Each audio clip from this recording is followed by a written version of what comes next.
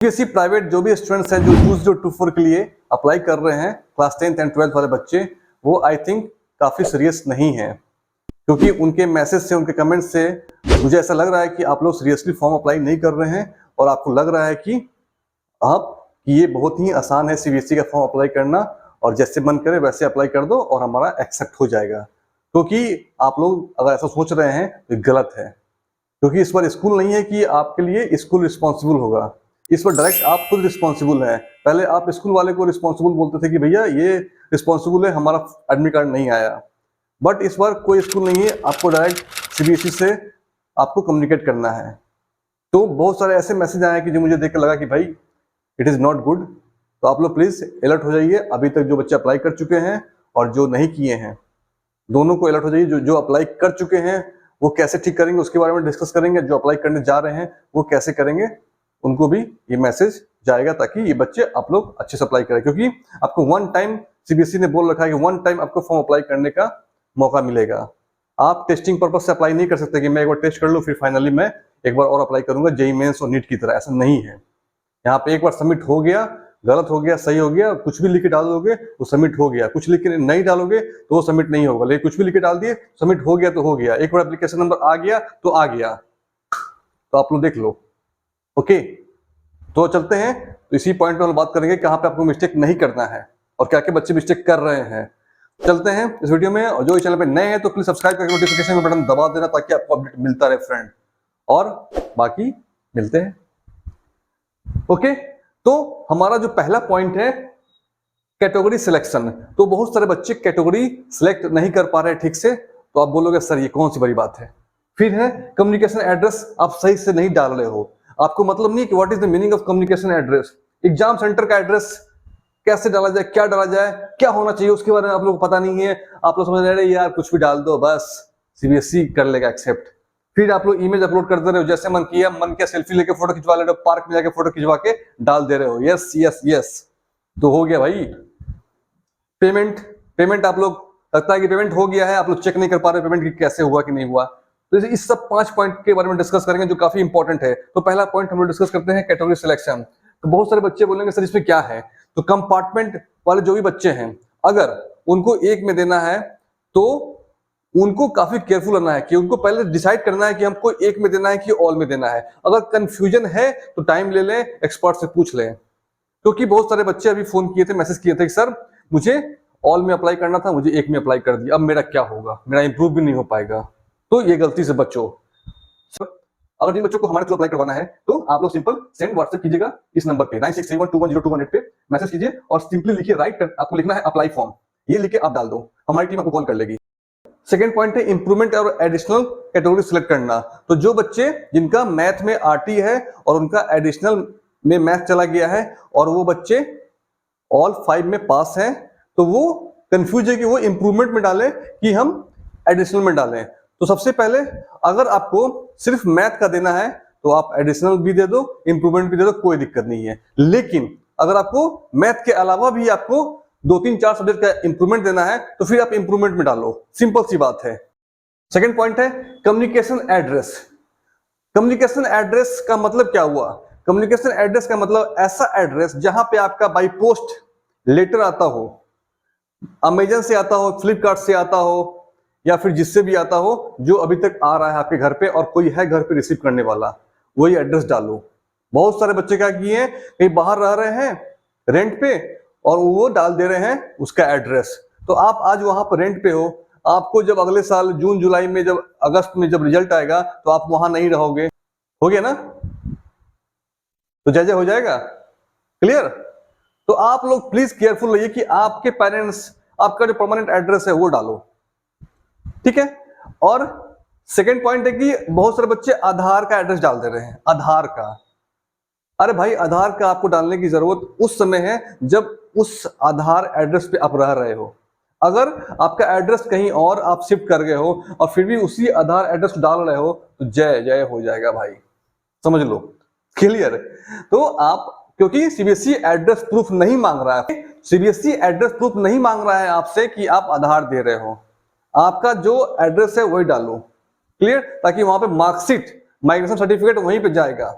Clear? एक बार वापस लौट गया तो फिर आप रीजनल ऑफिस का चक्कर काट करके थक जाओगे। अगर डाउट है तो आप लोग पूछ सकते हो, हमारे थ्रू अप्लाई भी करा सकते हो। क्लियर? बात आती है एग्जाम सेंटर का एड्रेस। इसमें बोलोगे सर ये क्या जोक है सर एड्रेस। अब आप बोलोगे सर ये इसमें कौन सी बड़ी बात है। क्लियर? आप तो हम लोग को अंडर एस्टिमेट कर रहे हैं। भाई अंडर एस्टिमेट मैं नहीं कर रहा हूं, क्योंकि ये छोटा चीज है, बट केयरफुली अप्लाई करना है, क्योंकि वंस मिस्टेक आप दौड़ना शुरू कर दोगे। है तो एग्जाम सेंटर एड्रेस में आपको स्टेट और डिस्ट्रिक्ट सिलेक्ट करना है। तो डिस्ट्रिक्ट आप जहां पे उस समय यानी मार्च फरवरी में रहेंगे, ओके, तो वो आप उसी का डिस्ट्रिक्ट डालो। क्लियर? स्टेट तो वही रहेगा।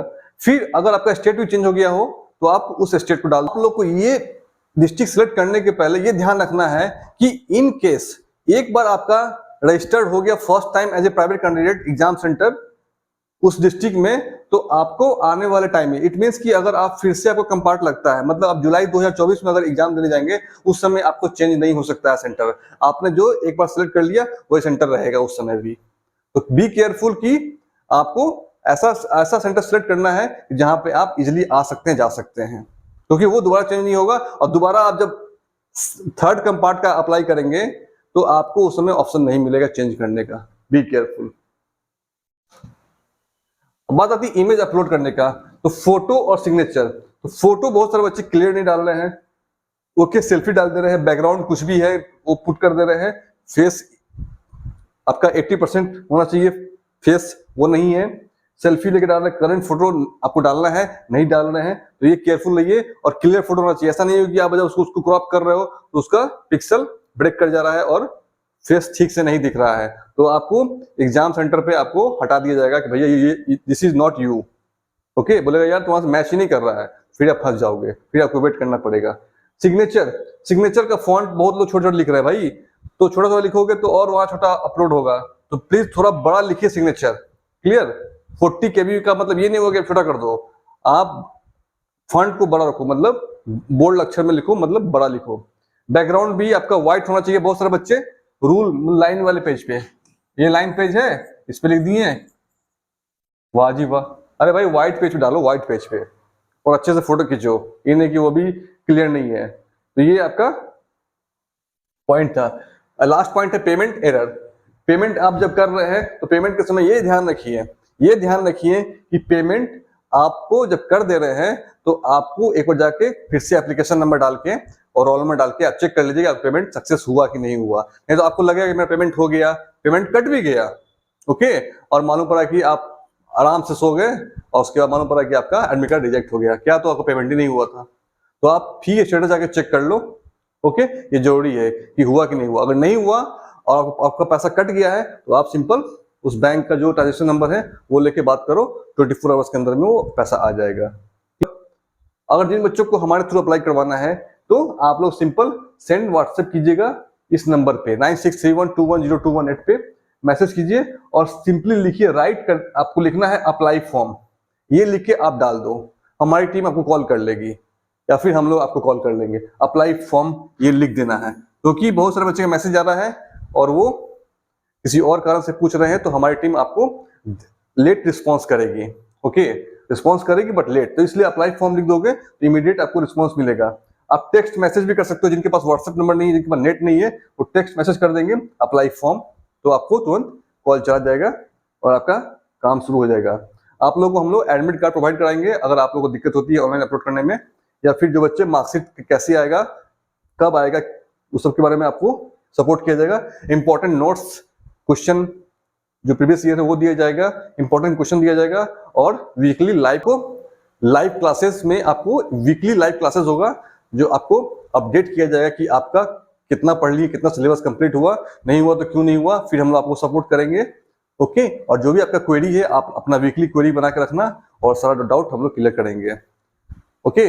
देखो ये प्लानिंग के साथ आपको एग्जाम पास करना, क्योंकि सीबीएसई अब आसान नहीं रह गया पास करना, सीबीएसई का पैटर्न बिल्कुल चेंज हो गया है, अब वो बिल्कुल इजी के मूड में नहीं है, आपको बहुत ही अच्छा क्वेश्चन देगा, कॉन्सेप्चुअल क्वेश्चन देगा, प्रैक्टिकल बेस्ड क्वेश्चन देगा, तो आप लोगों को पढ़ना पड़ेगा, टाइम देना पड़ेगा, पढ़ो चले पढ़ो, लेकिन बैठना सीखना, वो आपको सीखना पड़ेगा और प्रैक्टिस करना पड़ेगा, otherwise it is very difficult 9 number आ रहा है केमिस्ट्री में, 8 नंबर आ रहा है फिजिक्स में, तो ऐसा होगा आप बोलोगे मेरा अच्छा गया था, मुझे नंबर नहीं मिला, तो ऐसा बहाना नहीं चलने वाला है।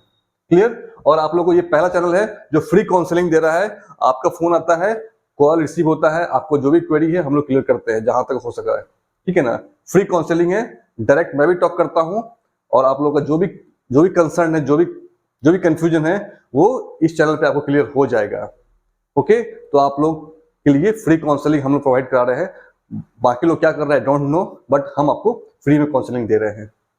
रजिस्ट्रेशन के बाद आपसे पैसा लेंगे और बहुत ही नॉमिनल एक्स्ट्रा चार्ज है बाकी के रिस्पेक्ट में। तो आप लोग गारंटी के साथ हमारे पास आइए और अपना फॉर्म एप्लीकेशन अप्लाई करवाइए।